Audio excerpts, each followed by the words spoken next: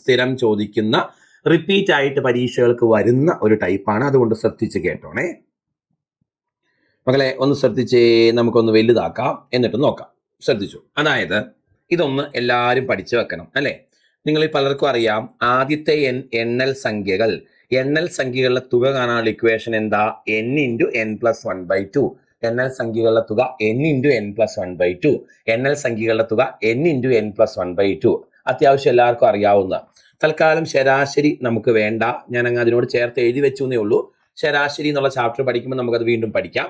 ഇപ്പൊ നമുക്ക് തുകേനെ ഒന്ന് ഫോക്കസ് ചെയ്യാം. എന്തുകൊണ്ടാണ് ശരാശരിയും തുക ഒരുമിച്ച് എഴുതാൻ കാരണം എന്ന് ചോദിച്ചാൽ, തുകയുടെ ഇക്വേഷനിൽ നിന്ന് ഒരു n ഒഴിവാക്കിയാൽ ശരാശരിയുടെ ഇക്വേഷൻ കിട്ടും. അതായത് തുകയിനെ എണ്ണം കൊണ്ട് ഡിവൈഡ് ചെയ്യുന്നതാണല്ലോ ശരാശരി എന്ന് പറയുന്നത്. അപ്പൊ തുകയുടെ ഇക്വേഷനെ എണ്ണമായി n കൊണ്ട് ഡിവൈഡ് ചെയ്യുമ്പോൾ n വെട്ടിപ്പോകും. അങ്ങനെയാണ് ശരാശരി ഇക്വേഷൻ വരുന്നത്. ഇവ രണ്ടും തമ്മിൽ കണക്ഷൻ ഉണ്ട്, പഠിക്കാൻ എളുപ്പമാണ്. അതുകൊണ്ട് രണ്ടും ഒരുമിച്ച് എഴുതിയെന്നുള്ളൂ. നിങ്ങൾ വേണമെങ്കിൽ രണ്ടും ഒരുമിച്ച് എഴുതി വെച്ചോ, കുഴപ്പമൊന്നുമില്ല. നമുക്കിപ്പോൾ എന്തായാലും ആവശ്യം തുകയാണ്. എണ്ണൽ സംഖ്യകളുടെ തുക എന്താ മക്കളെ? n × n+1/2. എണ്ണൽ സംഖ്യകളുടെ തുക എന്താ? n × n+1/2. ഞാൻ പറഞ്ഞു തുക എങ്ങനെ ശരാശരിയായി മാറി എന്നത് പറഞ്ഞത് മനസ്സിലായില്ലേ? ഒരു റൗണ്ട് കൂടെ പറഞ്ഞു തരാം. ശരാശരി എന്ന് പറഞ്ഞാൽ എന്താണ് ഇക്വേഷൻ? ശരാശരി എന്ന് പറഞ്ഞാൽ തുക ഡിവൈഡഡ് ബൈ എണ്ണമാണ്. അപ്പൊ തുകയുടെ ഇക്വേഷനെ എണ്ണം കൊണ്ട് ഡിവൈഡ് ചെയ്താൽ ശരാശരി ഇക്വേഷൻ കിട്ടും. n × n+1/2 ആണ് തുകയുടെ ഇക്വേഷൻ. അതിനെ എണ്ണം കൊണ്ട് ഡിവൈഡ് ചെയ്യണം. എണ്ണം n ആണ്, വെട്ടിക്കളയുമ്പോൾ കണ്ടോ n+1/2. അപ്പോൾ എല്ലാത്തിൽ നിന്നും ഒരു n ഒഴിവാക്കി കളഞ്ഞാൽ നമുക്ക് അതിന്റെ ശരാശരിയുടെ ഇക്വേഷൻസ് കിട്ടും. അപ്പൊ വേണമെങ്കിൽ രണ്ടും കൂടി എഴുതി വെച്ചോ. എന്തായാലും ഇപ്പൊ ആവശ്യം തുകയാണ്. അപ്പൊ എണ്ണൽ സംഖ്യകളുടെ തുക n × n+1/2. ഒറ്റ സംഖ്യകളുടെ തുകയുടെ ഇക്വേഷൻ n². മക്കളെ, ഒറ്റ സംഖ്യകളുടെ തുകയുടെ ഇക്വേഷൻ n².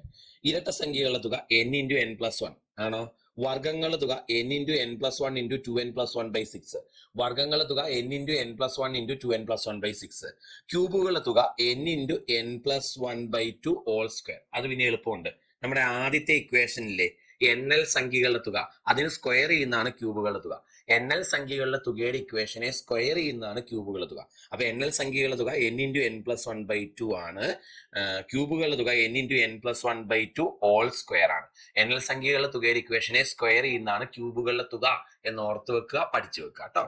അപ്പൊ ഇതിനകത്ത് വലിയൊരു ഇക്വേഷൻ ഇത് മാത്രമേ ഉള്ളൂ. അപ്പൊ ഒന്നുകൂടെ പറഞ്ഞേ മക്കളെ, എണ്ണൽ സംഖ്യകളുടെ തുക n × n+1/2, ഒറ്റ സംഖ്യകളുടെ തുക n², ഇരട്ട സംഖ്യകളുടെ തുക n × n+1, വർഗങ്ങളുടെ തുക ഒരു വലിയ ഇക്വേഷൻ ആണ്, നന്നായിട്ട് പഠിച്ചോണം, n × n+1 × 2n+1/6.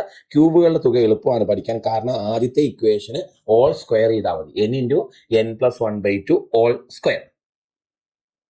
ശരി, ഇനി നിങ്ങളൊരു കാര്യം ശ്രദ്ധിച്ചോ. ഞാൻ ഈ ഇക്വേഷൻ എഴുതി കൊടുത്ത് എല്ലായിടത്തും കണ്ടോ ആദ്യത്തെ ആദ്യത്തെ ആദ്യത്തെ ആദ്യത്തെ എന്ന് പറഞ്ഞേക്കുന്നേ. അപ്പൊ എന്താ അതിൽ നിന്ന് മനസ്സിലാവുന്നേ? ഈ ഇക്വേഷൻസ് ബാധകമാകുന്നത് അല്ലെങ്കിൽ സ്യൂട്ട് ആകുന്നത് തുടക്കം മുതലുള്ള കേസുകൾക്ക് മാത്രമാണ്. ഈ ഇക്വേഷൻ സ്യൂട്ട് ആകുന്നത് തുടക്കം മുതലുള്ള കേസുകൾക്ക് മാത്രമാണ്. ആദ്യത്തെ n ഒറ്റ സംഖ്യകൾ, ആദ്യത്തെ n ഇരട്ട സംഖ്യകൾ, ആദ്യത്തെ n വർഗങ്ങൾ, ഇടയ്ക്കെന്നുള്ള പരിപാടി പറ്റില്ല. എന്ന് പറഞ്ഞാൽ 100 മുതൽ 200 വരെയുള്ള എണ്ണൽ സംഖ്യകളുടെ തുക കാണാൻ ഈ ഇക്വേഷൻ യൂസ് ചെയ്യാൻ പറ്റില്ല. പക്ഷെ 1 മുതൽ 200 വരെയാണെ പറ്റും, 1 മുതൽ 500 വരെയാണെ പറ്റും, 1 മുതൽ 1000 വരെയാണെ പറ്റും. എപ്പോഴും തുടക്കം മുതലുള്ള കേസുകൾക്ക് ഇത് സ്യൂട്ട് ആവത്തുള്ളൂ. ആദ്യത്തെ 10 ഒറ്റ സംഖ്യകളുടെ തുക കാണാൻ പറ്റും, അല്ലാതെ 11 മുതൽ 51 വരെയുള്ള ഒറ്റ സംഖ്യകളുടെ തുക കാണാൻ ഈ ഇക്വേഷൻ യൂസ് ചെയ്യാൻ പറ്റില്ല. അപ്പൊ ഈ ഇക്വേഷൻസ് എല്ലാം ബാധകമാകുന്നത് തുടക്കം മുതലുള്ള കേസുകൾക്ക് മാത്രമാണ്. ആ കാര്യം നിങ്ങൾ ശ്രദ്ധിച്ചോണം. ഇനി അടുത്തൊരു കാര്യം നിങ്ങൾ ശ്രദ്ധിക്കേണ്ടത് മക്കളെ, n എന്ന് പറഞ്ഞാൽ സംഖ്യകളുടെ എണ്ണത്തെയാണ് സൂചിപ്പിക്കുന്നത്. n എന്നത് സംഖ്യകളുടെ എണ്ണത്തെയാണ് സൂചിപ്പിക്കുന്നത്. ഓക്കെ, അപ്പൊ പറഞ്ഞ കാര്യങ്ങൾ ഈ ഇക്വേഷൻസ് ബാധകമാകുന്നത് തുടക്കം മുതൽ 1 മുതൽ തുടക്കം മുതലുള്ള കേസുകൾക്ക് മാത്രമാണ്. ഇതിൽ n സംഖ്യകളുടെ എണ്ണത്തെ സൂചിപ്പിക്കുന്നു. കേട്ടല്ലോ? യെസ്. നമുക്കിതിന്റെ കണക്കുകൾ ഓരോന്ന് ചെയ്യാം. ചെയ്യുന്നതിനോടൊപ്പം അതിന്റെ കൺസെപ്റ്റും രീതികളും കുറച്ചുകൂടെ ഒന്നും കൂടെ വിശദമാക്കി പറഞ്ഞുതരാം.